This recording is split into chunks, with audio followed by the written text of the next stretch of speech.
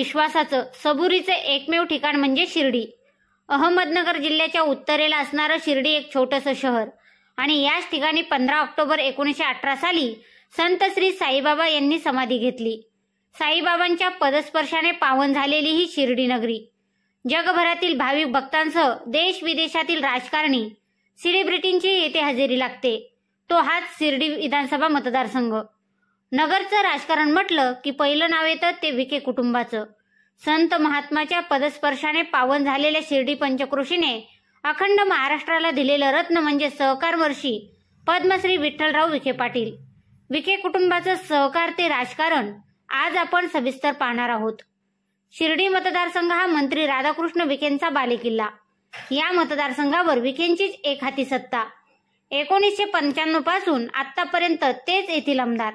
मात्र यावेळी सगळे विरोधक स्वपक्षातील नाराज आणि परंपरागत वैरी एकत्र येणार असल्याची चर्चा आहे। गणेश कारखाना निवडणुकीत मिळालेल्या विजयाने साहजिकच विरोधकांचे मनोधैर्य वाढले। तर पाहूयात विखेंच्या बालेकिल्ल्यात सध्याची स्थिती आणि विरोधकांच्या हालचालीची काय आहे परिस्थिती। नमस्कार, मी गायत्री आणि आपण पाहत आहात नगरी पंच, नगरी राजकारणाचं निर्भीड आणि सडेतोड विश्लेषण। शिर्डी मतदारसंघावर 1995 पासून मंत्री राधाकृष्ण विखे पाटील यांचे एकहाती वर्चस्व। इथे विखेंचं एकहाती वर्चस्व असलं तरी परंपरागत विरोधकांना कमी मात्र नाही। सुरुवातीपासूनच विखे घराण्याला पवार, थोरात, कोले, घोगरे यांचा राजकीय विरोध चांगलाच पाहायला मिळतोय। राजकीय फासे टाकण्यात विखे जसे माहीर आहेत तसेच पवार, थोरात मास्टर आहेत। विखेंनी संगमनेरमध्ये लक्ष घालायला सुरुवात केल्यावर थोरात थेट शिर्डीत आले। गणेश कारखान्यानंतर राहता तालुक्यातील 3 ग्रामपंचायतीही मिळवल्या। याच विरोधकांच्या एकजुटीने विखेंचा पराभव होऊ शकतो हे जिल्ह्याने पहिल्यांदा पाहिले। पण हार मानतील ते विखे कसले। साहजिकच विरोधकांचे मनोधैर्य यावेळी वाढले। मोठ्या निवडणुकांमध्ये विरोधक एकत्र येणं सोपं आहे, पण आता विधानसभेला उमेदवारी मिळवण्यासाठी विरोधकांचीच तू मैमै झाल्याचं दिसतंय। म्हणूनच विखे विरोधकांना यावेळची विधानसभा निवडणूक सोपी राहिली नसल्याचे काहीचे म्हणणे आहे। विखे विरोधात शरद पवार सुद्धा उमेदवार देण्याच्या तयारीत आहेत। तर पाहू विखे कुटुंबाला शरद पवारांचा विरोध का। पवार विरुद्ध विखे महाराष्ट्राच्या राजकारणातला गाजलेला आणि गाजणारा संघर्ष। या संघर्षाला अनेक किनारे असल्या तरी पवार आणि विखे या इतिहासाची सुरुवात इंटरेस्टिंग आहे। आप्पासाहेब पवार हे शरद पवारांचे थोरले बंधू आणि देशाच्या कृषी क्षेत्रात आदर्श म्हणावे अशी व्यक्ती। आप्पासाहेब आपल्या उमेदीच्या काळात प्रवरानगर सहकारी साखर कारखान्यात कृषी अधिकारी म्हणून कामाला होते। त्या साखर कारखान्यावर शाळाही भरायची। या शाळेच्या पटावरच्या एका विद्यार्थ्याचं नाव होतं शरदचंद्र पवार। प्रवरानगरच्या सहकारी साखर कारखाना हा आशियातला पहिला सहकारी साखर कारखाना। याची स्थापना केली होती विठ्ठलराव विखे पाटील यांनी। पुढे दिवस बदलले, राजकारणही तापलं। विखे पाटील घराणं हे समाजकारणासोबतच राजकारणातलंही तगडं प्रस्त। हा त्यांचा बालेकिल्ला ठरला। शरद पवारांनी महाराष्ट्राचे सगळ्यात तरुण मुख्यमंत्री होण्याची किमया साधली। अंतर्गत राजकारणातील धल वाढत गेली आणि गटातटाच्या समीकरणातून एक संघर्ष उभा राहिला।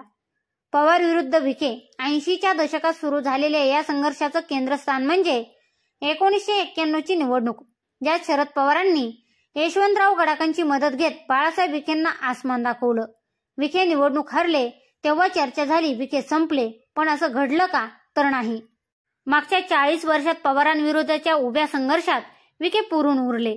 पिढ्या बदलल्या, त्यांनी राजकीय गणित बघून पक्षांतरही केली। एकटे पवारच नाहीत तर गडाख, थोरात, जगताप असे कित्येक विरोधक आले, पण विखे टिकून राहिले। पण कशामुळे? पवारांसारख्या विरोधकांना पुरून उरणारे विखेंचा पाया एवढा मजबूत कसा झाला? तर उत्तर आहे त्यांचं संस्थात्मक राजकारण आणि त्यातून जोडलेल्या लोकांची गणितं।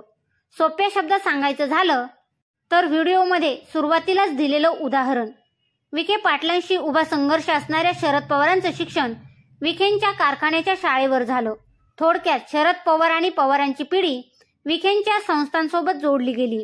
म्हणजेच खऱ्या अर्थानं विखेंच्या संस्थात्मक राजकारणाचा फायदा झालेल्यामध्ये खुद्द शरद पवारांचा देखील नंबर लागतो।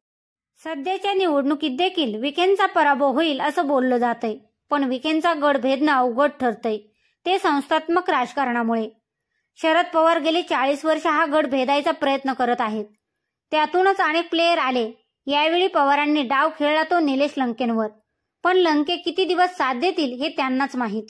कारण लंकेंनी पहिलं शिवधनुष्य हाती घेतलं.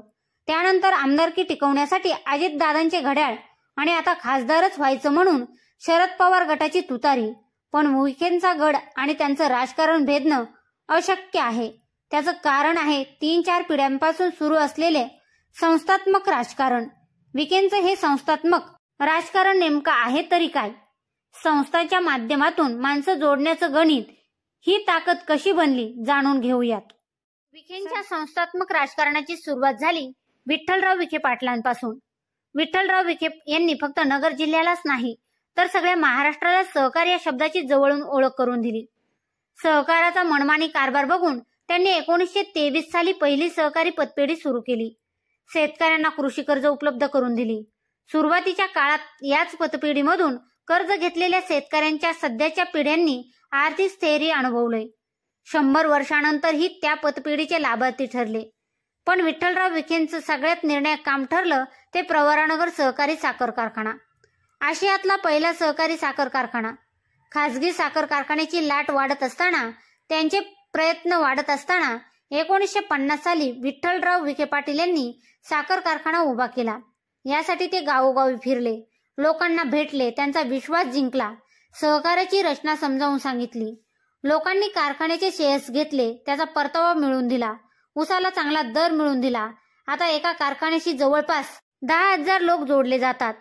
त्यांची आर्थिक घडी या कारखान्यावर अवलंबून असते, जी 1950 पासून आजपर्यंत व्यवस्थित बसली आहे. मागची 70 वर्षे या भागातल्या ऊस उत्पादकांचा ऊस या विखेंच्याच कारखान्याला जातोय. हीच गोष्ट माणसं जोडण्यासाठीचं गणित किती पक्क बसलं आहे हे सांगण्यासाठी पुरेशी आहे. पण विखेंच्या या संस्थात्मक राजकारणाचा फायदा फक्त शेतकऱ्यांनाच झालाय का? तर नाही. विठ्ठलराव विखेंनी आणखी 2 क्षेत्रांमध्ये आपला जम बसवलाय. त्यातलं पहिलं क्षेत्र होतं ते शिक्षण. पुणे, कोल्हापूर, सातारा हे जिल्हे शिक्षण क्षेत्रात आघाडीवर होते. पण नगर जिल्ह्यात या क्षेत्रात भरीव काम झालं नव्हतं. जवळच असणाऱ्या सातारा जिल्ह्याचा आणि इथं कर्मवीर भाऊराव पाटलांनी रयतच्या माध्यमातून केलेल्या कामाचा धडाका विखे पाटील पाहत होते. त्यांनी आणि कर्मवीरांनी मिळून प्रवरानगरमध्ये काही शाळा सुरू केल्या. या शाळांना विखेंच्या कारखान्यात जेवढ्या ऊसाचं गाळप होईल त्यातल्या प्रत्येक टनामागे 4 आणे निधी दिला जायचा. याच गोष्टीला व्यापक रूप मिळालं 1964 मध्ये. प्रवरा ग्रामीण शिक्षण संस्था स्थापन झाल्यावर या संस्थेमुळे नगरमध्ये प्राथमिक शाळा ते कॉलेज असे जाळं तयार झालं. यातून विद्यार्थ्यांच्या पिढ्या घडत राहिल्यात, तेही मागची 60 वर्ष. हे जवळपास 3 पिढ्या नगरमध्ये राहून कॉलेजपर्यंतचे शिक्षण घेऊन बाहेर पडले. भरीव काम केलेलं दुसरं क्षेत्र ठरलं आरोग्य. विठ्ठलराव विखेंनी नगरमध्ये प्रवरा मेडिकल ट्रस्टची स्थापना केली. या ट्रस्टनं अगदी गावागावात दवाखाने सुरू केले. लोकांना उपचार मिळायला लागले. पण पुढे जाऊन मोठ्या संख्येने डॉक्टर कसे उभे करायचं याचं आव्हान निर्माण झालं. तेव्हा प्रवरा मेडिकल ट्रस्टच्या माध्यमातून वैद्यकीय महाविद्यालय सुरू करण्यात आलं. नगरमध्ये वैद्यकीय शिक्षणाची सोय होणं हे फक्त नगरमधल्याच नाही तर आजूबाजूच्या जिल्ह्यामधल्या मुलांनाही बळ देणारं होतं. डॉक्टर घडले, आजूबाजूच्या भागात वैद्यकीय व्यवसायाला ताकद मिळाली आणि येथून उपचार घेतलेल्यांची संख्या तर वेगळीच. साहजिकच हे सगळेजण प्रवरा मेडिकल ट्रस्टला कनेक्ट राहिले. विठ्ठलराव विखेंचे सुपुत्र बाळासाहेब विखे पाटील यांनी 1980 मध्ये राज्यातलं पहिलं खासगीत तंत्रनिकेतन कॉलेज नगरमध्ये सुरू केलं. शिक्षणाची एक वेगळी कक्षा विद्यार्थ्यांसाठी उपलब्ध झाली. विठ्ठलराव यांच्या नावाने मेमोरियल हॉस्पिटल उभे केलं. विखे पाटील कुटुंबाच्या समाजकारणाला बाळासाहेब विखेंनी राजकारणाची जोड दिली. ते 8 टर्म खासदार म्हणून निवडून आले. त्यांना प्रत्येक वेळी वेगळी आव्हानं उभी राहिली. पण तरीही हा संस्थात्मक राजकारणाचा पाया मजबूत असल्यानं त्यांनी बड्या विरोधकांनाही सहज मात दिली किंवा आपल्याला मात मिळाल्यावरही उचल खाल्ली. सध्या बाळासाहेब विखेंच्या पुढच्या 2 पिढ्या समाजकारणात थेट सक्रिय आहेत. भरीव काम केलेलं दुसरं क्षेत्र ठरलं आरोग्य. त्यांचे पुत्र मंत्री राधाकृष्ण विखे पाटील आणि राजेंद्र विखे पाटील आणि राधाकृष्ण विखेंचे चिरंजीव सुजय विखे पाटील. राजेंद्र विखेंनी प्रवरा मेडिकल ट्रस्टचा विस्तार केला. अभिमत विद्यापीठ उभारण्यापर्यंत मजल मारली. हॉस्पिटलची संख्या आणि तिथल्या सुविधा वाढवल्या. सैनिक स्कूल, कॉलेजेस आणि अगदी विद्येचं माहेरघर असलेल्या पुण्यात विखे पाटील फाउंडेशनच्या शाळा पोहोचल्या. एका सहकारी पतपेढीपासून सुरू झालेल्या संस्थेचं गणित जवळपास 125 संस्थांच्या आकड्यापर्यंत पोहोचलं. पण या संस्थांच्या माध्यमातून माणसं जोडण्याचं गणित कसं जमलं ते पण समजून घ्यायला हवं. तर विखेंच्या संस्थेत शिक्षण झालेले, शिक्षण घेत असलेले, त्यांचे कुटुंब हे सगळे विखेंच्या संस्थेसोबत भावनिक पातळीवर कनेक्ट होतात. ज्या शाळेत आजोबा शिकले त्याच शाळेत वडील आणि त्याच शाळेत मुलगा, एक भावनिक नातं आपोआप संस्थेसोबत कनेक्ट होण्यासाठी पुरेसं ठरतं. अगदी दवाखान्याचं सांगायचं झालं तर 3 पिढ्यांचं बाळंतपण एकाच संस्थेच्या हॉस्पिटलमध्ये होत असतील तर ते आपोआप एक भावनिक नातं तयार करत असतात. साहजिकच 3 पिढ्यांची नाते आणि इमोशन्स मोठे असतात. संस्थेत काम करणारे कर्मचारी, संस्थेचा लाभ घेतलेल्या व्यक्ती असा एक मोठा समूहच विखेंच्या राजकारणातून तयार झालेला दिसतो. आता हे पॉकेट किती मोठं आहे हे आपण पाहिलं, पण ते सहजासहजी भेदता काय येत नाही त्यावर पण बोलू. उदाहरणार्थ निलेश लंकेंच्या कामाचं स्वरूप पाहिलं तर निलेश लंकेंनी कोरोना काळात केलेलं काम जगजाहीर आहे. त्यांचं या कामामुळे कौतुक देखील झालं. ठिकठिकाणी त्यांनी माणसांची सेवा केली. पण जेव्हा प्रवरा मेडिकल ट्रस्टची फुटपट्टी लंकेंच्या कामासोबत जोडली जाते तेव्हा ही फुटपट्टी 3 पिढ्यांची असते. नक्कीच लंकेंचं काम छोटं होत नाही, पण पिढ्यानपिढ्या केलेलं आरोग्याचं काम नक्कीच इथं उजवं ठरतं. तसंच ते भावनिक नातंही तयार करणारं ठरतं. साहजिकच या पायांवर विखेंचं पॉकेट हलत नाही. पण आता शरद पवारांना विखेंचं हे पॉकेट टाळून विखेंचा पराभव हवा असतो. अगदी गडाख विरुद्ध विखे या संघर्षात पवारांनी आपलं सर्वस्व पणाला लावलं होतं. विखेंचा या निवडणुकीत थोडक्यात पराभवही झाला, पण यामुळे विखे कायमचे पराभूत झाले नाहीत. आज सहकारमर्षी म्हणवल्या जाणाऱ्या अनेकांच्या पिढ्या स्वकेंद्रित राजकारणामुळे बुडाल्या, पण विखे बुडले नाहीत.